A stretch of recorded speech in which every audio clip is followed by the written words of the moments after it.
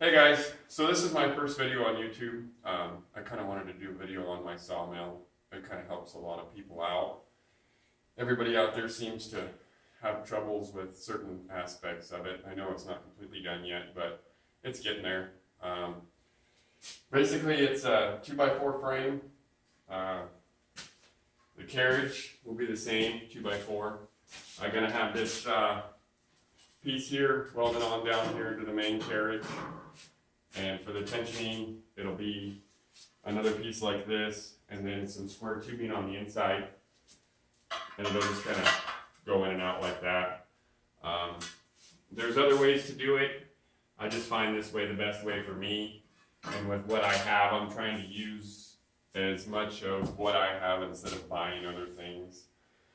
I was going to go with trailer tires, but the trailer tires seem to be a little more difficult, at least for me.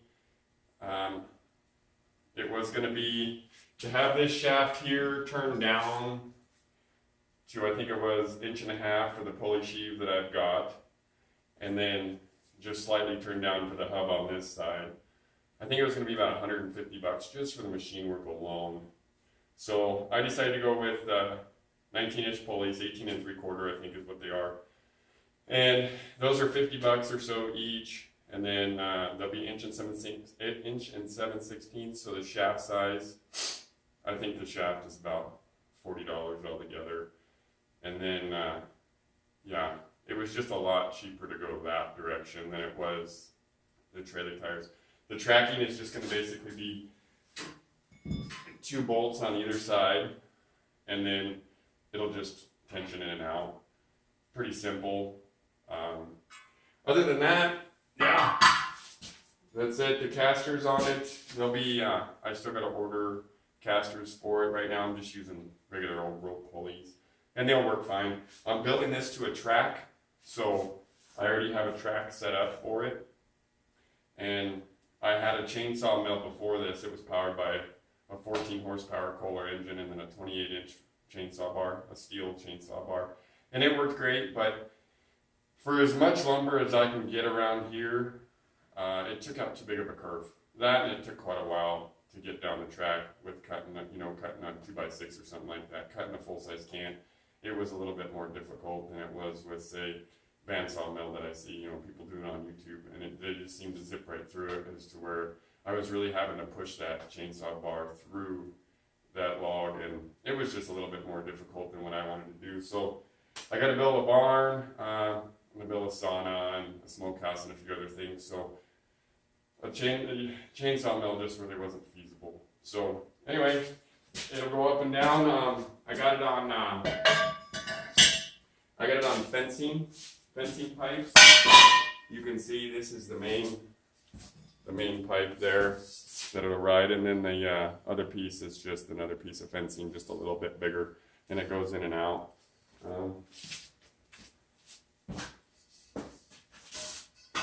It does, really smooth. I watched a couple videos where they do this and they leave them loose at the top, and then that way, when you come up and down,